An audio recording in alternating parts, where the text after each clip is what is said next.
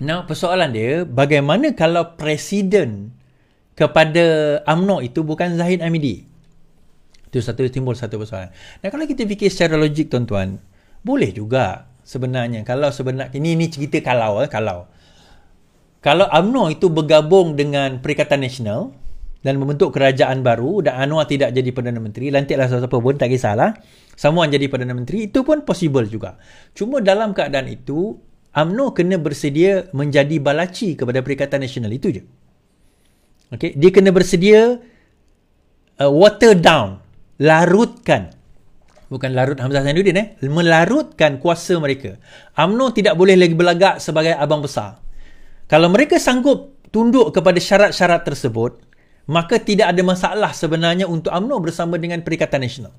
Selagi mana ego UMNO itu tinggi berbanding dengan Perikatan Nasional, terutama bersatu, maka dalam keadaan itu kita tak boleh menafikan bahawa UMNO dan Perikatan Nasional tidak akan boleh bergabung dalam keadaan mereka selesa.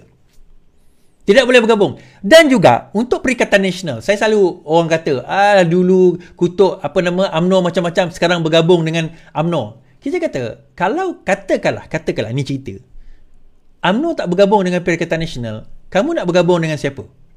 Perikatan Nasional akan bergabung dengan siapa? Of course Perikatan Nasional akan bergabung dengan UMNO. So kalau kamu kata UMNO tu penyamun, jadi sebab bergabung dengan Pakatan Harapan penyamun, adakah kamu tidak bergabung dengan adakah kamu yang bergabung dengan UMNO itu tidak penyamun? Jadi sekarang ini kamu tak apa ambil penyamun. Kita tak boleh ambil penyamun. Argument macam tu. Jadi itu persoalan yang kita bawa. Sebab kalau kita tengok, melainkan Pakatan Harapan yang ada 112, 115, 116, dia bergabung dengan UMNO. Dia bawa UMNO masuk dalam Pakatan Harapan. Itu cerita lain.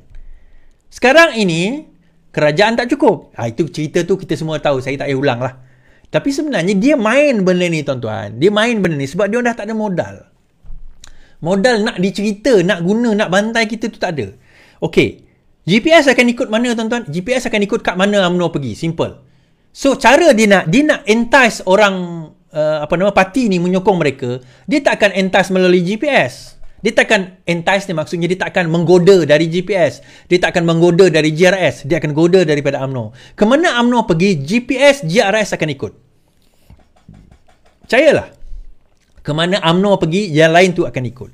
Suka atau tidak, UMNO ada pegang kuasa yang besar juga, 30 kerusi. Kalau UMNO tarik sokongan, GPS turut tarik sokongan, GRS turut tarik sokongan, kerajaan akan tumbang. Kita tak boleh menafikan perkara tersebut. Ima ada perjanjian. Saya dah kata perjanjian itu tidak menjamin apa-apa. Tidak ada repercussion kepada perjanjian tersebut kalau parti tarik diri. Perjanjian yang ditandatangani tempoh hari kan. Cuma kita kata perjanjian itu mengikat sesuatu. Namun begitu, berjaya. Sebab itu dia kena cari kepala dia. Yang lain tu semua ikut. GPS, GRS ni semua ikut. Kepala dia apa? Kepala dia UMNO. Yang kepala ni nak kena ikat ni. So, selagi mana Zahid Hamidi ada di situ, Zahid Hamidi tidak akan tunduk kepada PN. Zahid akan mengembalikan, ni cerita.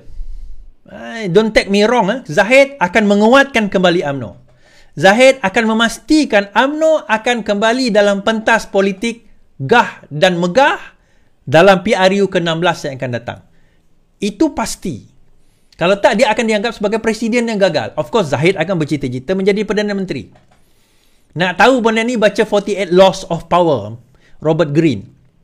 Kalau saya tengok video, saya tengok gambar macam mana Zahid berdiri, kita tahu bentuk badan itu bentuk badan apa. Body language yang bagaimana. Tak apalah. Kan? Point is, Zahid, cuma persoalan dia, bertanding ke, bergabung ke, itu kita tak tahu. Itu 4 tahun, 5 tahun akan datang, baru kita cerita bab tu lah. Itu tak payah kita cerita sekarang. Mungkin 3 tahun nanti baru kita cerita bab tu. Nak gabung ke lawan PN ke ataupun nak lawan balik PH dengan PN ni. Itu cerita tu nanti. Itu kemudian. Itu kan cerita sekarang. Sekarang ni cerita dia orang tengah fokus nak betulkan balik negara kita. Okay, fine. Tetapi saya melihat daripada perspektif bahawa UMNO akan berfikir kena bersedia. UMNO kena bersedia. Dan juga Zahid serta orang-orangnya bukan orang yang tak bijak. Mereka bijak dalam politik. So, mereka kena sudah mula mengatur langkah. Untuk makluman, saya akan diinterview insyaAllah oleh Sinar harian nanti dalam bulan ini. Beberapa bulan nanti saya akan umumkan. So dalam antara lain adalah menyentuh tentang Perhimpunan Agung UMNO. Kalau jadilah, kalau Sinar Harian tak tarik balik slot tersebut, kalau dia tak tarik balik, dia akan ada perbincangan tentang perkara ini. Dan ini antara perkara yang saya akan utarakan, bahawa UMNO akan bersedia lawan atau tak lawan. Sebab kita sebagai orang yang merancang strategis, kita akan melihat semua kemungkinan. Kemungkinan A, kita akan bergabung dengan Pakatan Harapan. Ini daripada perspektif UMNO. Kemungkinan B, kita akan bergabung dengan Perikatan Nasional. Kemungkinan C, kita akan lawan Pakatan Harapan. Kita lawan Perikatan Nasional. Kemungkinan D, kita akan bersama Pakatan Harapan lawan dengan Perikatan Nasional. Kemungkinan E, kita bersama Perikatan Nasional lawan dengan Pakatan Harapan. Kemungkinan F, kita bersama dengan PAS melawan melawan Bersatu dan juga melawan Pakatan Harapan. So dia ada kemungkinan itu yang diorang kena fikir secara strateginya, secara game teorinya. Saya percaya diorang pun ada game teoris yang akan mengemukakan statistik dan kiraan-kiraan. Kalau diorang bijak, dia kena ambil orang yang pakar dalam game teori. Dalam game teori ni, ada calculation dia. So dalam benda ini, diorang kena timbang tara. Bergabung tak bergabung, bersama tak bersama, lawan tak melawan, diorang kena ambil timbang tara ni. Dan sekiranya timbang tara ni diletak, ada kemungkinan mereka akan bergabung. Ada kemungkinan mereka akan bertanding. So buat kebarangkalian sekarang ini, kemungkinan sekarang ini, mereka tidak akan bersama dengan Perikatan Nasional.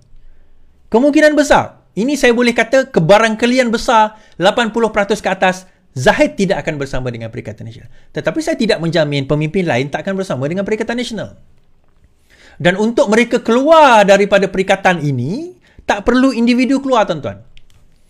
Individu tak boleh keluar. Dia mesti melalui en bloc. En bloc maksudnya satu parti. Kalau UMNO tarik sokongan, yang lain tarik sokongan, maka kemungkinan jatuh tu akan besar. Now, dia ada dua pilihan raya besar akan berlaku pada tahun ini. Yang pertama, pemilihan UMNO. Adakah Presiden akan bertanding tak bertanding, itu satu persoalan. Yang kedua, pilihan raya negeri. Kita jangka pada bulan 5 selepas hari raya. Dan PN suka atau tidak, dia akan melabur dalam pelaburan yang agak besar untuk menang, terutama Selangor. Sebab itu tadi, kenapa Hamzah Zainuddin sangat confident untuk menang Selangor. Dia tahu Negeri Sembilan dia dia kata 50-50. Bila dia kata 50-50 ni maksudnya dia tak confident menang lah. Senang cerita, dia tak akan invest dalam Negeri Sembilan. All that resources dia akan invest di Selangor. Kenapa di Selangor, tuan-tuan? Kerana kalau tumbang Selangor, negeri lain itu mudah untuk mereka nak ambil alih. Dan itu merupakan bargaining chip mereka kepada UMNO. Selangor adalah bargaining chip yang paling besar Perikatan Nasional kepada UMNO. Pada masa itu, kemungkinan, kalau bukan Zahid, kalaupun Zahid, dia mungkin boleh tawarkan Selangor itu untuk gabungan, menyebut bentuk kerajaan sambungan dengan UMNO. Sebab itu nak menang Selangor, dia bukan kena menang semua.